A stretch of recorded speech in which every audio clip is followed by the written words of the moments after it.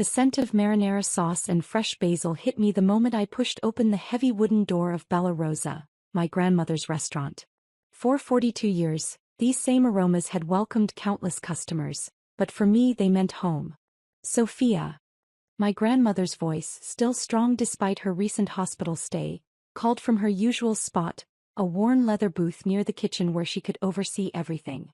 You came. I hurried over, carefully helping her stand for our ritual hug. At 82, Nana Rosa was frielier than I remembered, but her eyes still sparkled with the same fierce intelligence that had built this place from nothing. Of course I came, I said, sliding into the booth across from her. Your message sounded urgent. She glanced around the busy dinner service, lowering her voice. Your cousins Marcus and Anthony, they've been coming around more often, asking questions about the restaurant's paperwork. My stomach tightened. Marcus and Anthony had never shown interest in Bella Rosa before, except to borrow money from Nana when their various business ventures failed. What kind of questions? About deed ownership. About accounts. She pulled out a thick envelope from her purse.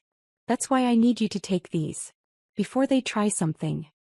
Inside the envelope was a power of attorney document, already notarized, along with copies of the restaurant's deed, accounts, and operational licenses.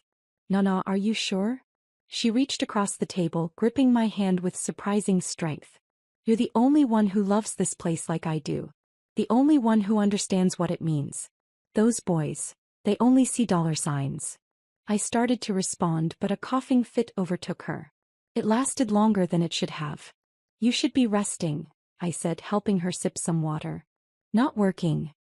This place keeps me alive, she smiled weakly. Promise me you'll protect it, Sophia. No matter what. I promise, I said, tucking the envelope into my bag. But you'll be here to protect it too. He patted my cheek the way she used to when I was little. Just make sure those papers stay safe. That was the last real conversation I had with my grandmother. 3 days later, she was back in the hospital. 2 weeks after that, we were planning her funeral. I was in Seattle, finalizing details for a major software project, my actual career, when the call came. Nana had passed peacefully in her sleep. By the time I got to the airport, my cousins had already taken charge of everything. The funeral was a blur of black clothes and casseroles, of relatives I barely knew sharing stories about a woman they rarely visited. I noticed Marcus and Anthony huddled in corners, whispering with various family members, but I was too grief-stricken to care. It wasn't until a week later, when I went to check on the restaurant, that I realized something was wrong. The lights were off. The closed sign hung in the window, unusual for a Thursday evening. Through the glass I could see chairs stacked on tables. My key still worked. Inside, the silence felt wrong. No sizzling from the kitchen, no clinking of glasses, no chattering customers. Just empty space and fading aromas. Looking for something? I spun around. Marcus and Anthony stood in the doorway, matching smirks on their faces. Why is the restaurant closed? I asked, though something in their expressions told me I wouldn't like the answer. Sold it, Marcus said casually, as if he were discussing the weather. Got a great offer from developers. They're turning the whole block into luxury condos. The world tilted slightly. You what? Sold it, Anthony repeated, slower this time, mockingly. We're executors of Nana's estate. Time to move this property into the modern era. You can't sell it, I said, my voice steady despite my racing heart. You don't have the authority.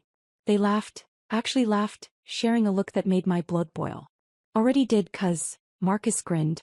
Papers are signed. Money's in the bank. Deal's done. I reached into my bag, fingers finding the envelope I'd been carrying since that last dinner with Nana. Actually, I said, pulling out the power of attorney documents, you didn't. Their smirks froze as I laid the papers on a nearby table. Full power of attorney, I explained, enjoying the way their faces paled. Granted to me 2 weeks before Nana passed. Legally notarized. Which means, I smiled now, you just tried to sell property you had no right to sell. And those buyers, they're going to want their money back. The silence that followed was absolute. Even the traffic outside seemed to pause. You're lying, Anthony finally managed. That's not possible. Call your lawyer, I suggested. Better yet, call the buyers. Let them know they just got scammed into purchasing property from people who didn't have the legal right to sell it. Marcus lunged for the papers, but I was faster, sliding them back into my bag. Already filed copies with the county, I said. And my lawyer. And the restaurant's corporate attorney. Want to guess how many laws you just broke? We're family, Marcus sputtered. You can't. Family. I cut him off. Family doesn't sell their grandmother's legacy without even waiting for her body to be cold. Family doesn't try to pocket generations of hard work for a quick profit. The developers offered $5 million, Anthony said, as if the number would change everything. Be reasonable. I walked to the wall of photos near the entrance, decades of memories captured in fading photographs. Nana's parents opening the original pizzeria in 1947. Nana taking over in 1981. Expanding it into the full restaurant it became. Me, age 6, standing on a step stool to help make breadsticks. This place isn't for sale, I said quietly. Not now. Not ever. You'll regret this, Marcus threatened. We've already spent some of the money. The developers won't be happy.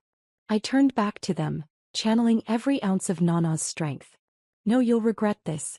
Because tomorrow morning, I'm calling the district attorney about real estate fraud. Unless. They leaned forward eagerly. Unless what? Unless you both sign paperwork renouncing any claim to Bella Rosa. Permanently.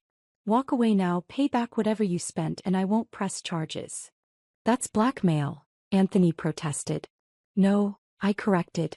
That's mercy. More than you deserve. More than you showed Nana. They stormed out, letting the door slam behind them. I stood alone in the quiet restaurant, surrounded by memories and marinara-stained walls. I promised to protect it, Nana, I whispered to the empty room. And I will. But as I locked up that night, I knew this was just the beginning. My cousins wouldn't give up easily. The developers wouldn't back down without a fight.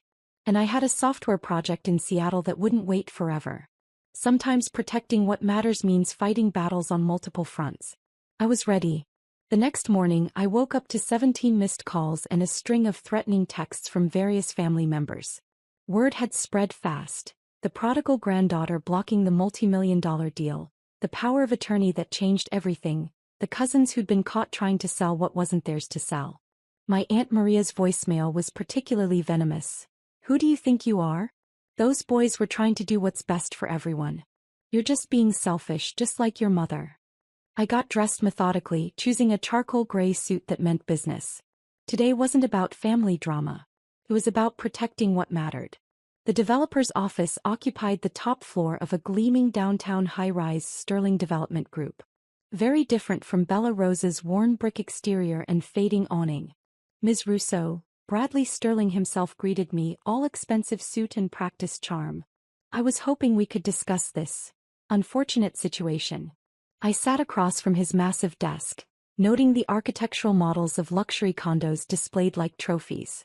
The situation, I said calmly, is that you tried to purchase property from individuals who had no legal right to sell it. He smiled thinly. We conducted our due diligence. Your cousins presented themselves as executors of the estate. Without checking for existing power of attorney? I raised an eyebrow. That's not very diligent. We've already begun preliminary work, he continued as if I hadn't spoken. Permits are being filed. Contractors scheduled. All of which you did illegally, I pointed out. Since you don't actually own the property. He leaned forward. Ms. Russo, we're prepared to offer you $6 million. That's $1 million more than we offered your cousins. Everyone wins. I stood up, smoothing my jacket. Mr. Sterling, this meeting was a courtesy. The restaurant isn't for sale. Any permits you've filed are being challenged by my lawyers as we speak. I suggest you begin the process of unwinding whatever arrangements you've made. You're making a mistake, he called as I reached the door. That building is past its prime. The whole neighborhood is changing. You can't stop progress. I turned back. My grandmother turned that restaurant into an institution while your father was still learning to spell development. Progress doesn't always mean destroying history. Back at Bella Rosa, I found Marcus and Anthony waiting with their lawyer, a nervous-looking man clutching a briefcase. We're contesting the power of attorney, Marcus announced as I unlocked the door. Nana wasn't in her right mind. She was sick. She was sick, I agreed, leading them inside. But very clear-headed. Would you like to see the medical evaluation that accompanied the power of attorney? Or the video recording of her explaining her decision? Their lawyer shifted uncomfortably. Video recording? I nodded, pulling out my laptop. Nana was old school about many things, but she understood modern legal requirements. Shall we watch? The video played clearly, Nana in her booth, lucid and firm, explaining exactly why she was granting me power of attorney. Sophia understands that Bella Rosa isn't just a business. It's our heritage, our family's heart. The others, they'd sell that heart for quick cash. Marcus slammed the laptop shut. This is bull. Language, I cut him off. We're still in Nana's restaurant. Their lawyer cleared his throat.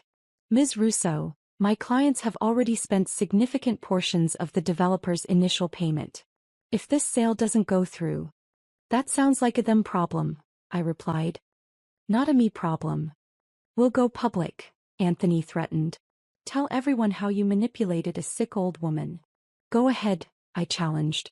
Explain how you tried to sell her life's work without proper authority. I'm sure the local news would love that story. Greedy grandsons attempt real estate fraud. Has a nice ring to it. The lawyer pulled my cousins aside, whispered urgently. I could see the moment reality set in, their faces shifting from anger to fear. The paperwork renouncing your claims, I said, pulling out manila envelopes, is still on the table. Sign now, pay back what you spent, and this stays private. We don't have the money, Marcus admitted. We invested it. Of course they had. I didn't even want to know in what questionable scheme. Figure it out, I said firmly. Sell your cars. Mortgage your houses. But make it right. They signed the papers with shaking hands. Their lawyer reviewed each page, nodding reluctantly at the thoroughness of the documents. After they left, I walked through the restaurant, running my hands along the worn bar where Nana used to tell me stories of the old country. The kitchen where I learned to make pizza dough at age 7. The wall of photos documenting 42 years of family history. My phone buzzed, a text from my project manager in Seattle. Need you back, E. Client getting anxious. Reality check. I had a successful career as a software architect. A career that didn't involve marinara sauce or family feuds. A career that was currently hanging by a thread because of all this. The front door chimed. I turned to find Maria, my aunt, standing there with her hands on her hips. You've ruined those boys, she accused. Their credit is destroyed. Their reputations. They ruined themselves, I interrupted, by trying to steal and sell what wasn't theirs. It's just a restaurant. No, I said quietly. It's everything Nana built. Everything she believed in. Everything she protected for us. She's gone, Sophia. Gone. And you're clinging to a building like it's her. I walked to the wall of photos, pointed to one from 1981. See this? The day Nana took over from her parents? She was a woman alone in 1981, trying to run a restaurant when banks wouldn't even give women business loans. She remortgaged her house. Worked 18-hour days. Built this place into something that supported our entire family.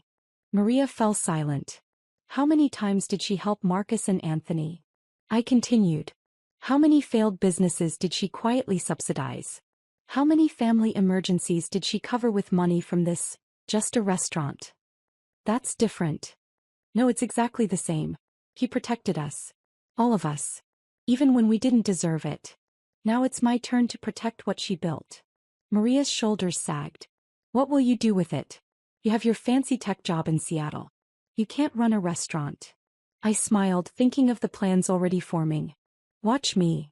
That evening, after Maria left, I sat in Nana's booth with my laptop, looking at my resignation letter to the software company. Sometimes choices make themselves. My phone buzzed again, a text from Bradley Sterling. Final offer, $7 million. Don't be foolish. I typed back 2 words, not interested. Then I opened a new document and began to write. Bella Rosa Modernization Plan, honoring tradition while embracing the future. Because protecting Nana's legacy didn't mean keeping everything exactly the same. It meant ensuring her spirit, her values, her love of feeding people and bringing them together lived on. Even if that meant completely changing my own life to do it. 6 months after turning down $7 million, I stood in Bella Rosa's kitchen at 5 a.m., watching our new head chef Marco teach his team Nana's sacred marinara recipe. The same recipe she'd once taught me standing on a step stool at age 7. The secret, I heard him say, isn't in the ingredients. It's in the patience. The love. You can't rush perfection. Nana would have approved of Marco. He'd trained at top restaurants in Italy but understood that sometimes the simplest dishes carried the most meaning. My phone buzzed. Another email from Bradley Sterling's lawyers, this one marked urgent. Final notice. I deleted it without reading. They'd spent months trying to find loopholes in my power of attorney, filing complaints about building code violations, even attempting to have the property rezoned. Nothing stuck. Ms. Russo. Jenny, our new social media manager, approached with a tablet. You need to see this. The local news website was running a feature. Historic Restaurants' Modern Revival. How One Woman's Stand Against Developers Sparked a Community Movement. The article detailed how Bella Rosa had become a symbol of resistance against aggressive development, how our modernization efforts had inspired other small businesses in the neighborhood to stand their ground. There were quotes from longtime customers, photos of our new hybrid service model, traditional table service alongside a modern ordering app I'd developed using my software background. The comments are amazing, Jenny grinned. People love how we're blending old and new. And we were. I'd kept Nana's core menu but added contemporary touches. Installed smart kitchen technology while preserving the ancient pizza oven. Created an online ordering system that somehow made the food taste even more homemade. Revenue had doubled in 6 months. The bell above the door chimed. Maria stood there looking uncomfortable. Aunt Maria, I said, surprised. She hadn't spoken to me since that confrontation 6 months ago. The boys, she began, wringing her hands. They're in trouble. The developers, they're suing them for breach of contract. Of course they were. Sterling Development Group was nothing if not vindictive. What do you expect me to do about it? Their family, she pleaded. Despite everything. I led her to Nana's booth, my unofficial office now. Tell me honestly. If they had sold this place, if those condos were going up right now, would they have shared that money with the family? Helped anyone but themselves. She looked down at the worn table, tracing its patterns with her finger. No, she admitted quietly. They wouldn't have. I can't fix their legal problems, I said. But I can offer them jobs. Real work, learning the business from the ground up. If they're willing. They're too proud. Then they're not desperate enough, I cut in. Nana built this place on hard work, not pride. They want help. They can earn it. The lunch rush was starting. I could hear the kitchen coming alive, smell fresh bread baking, hear the coffee machines humming. You've done amazing things here, Maria said, looking around at the subtle changes, the updated lighting, the restored photographs, the new espresso bar. She would be proud. She'd be prouder if the family stood together, I replied. Tell the boys my offer stands. But they have to want to be part of building something, not just profiting from it. After she left, I walked through the dining room, greeting regular customers, checking on new staff. My phone buzzed again, this time a notification from our ordering app. We just hit a new record for advance bookings. That evening, as the dinner service wound down, I found Marcus sitting at the bar. Need a job, he mumbled, not meeting my eyes. They're going to take my house. I poured him a glass of water. No alcohol until we got this straight. Kitchen needs help. Start tomorrow 5 a.m. Minimum wage. You work your way up like everyone else. I have an MBA. Which hasn't helped you so far, I pointed out. Time to learn the business from the ground up. Like Nana did. He stared at the water glass for a long moment. I really messed up, didn't I?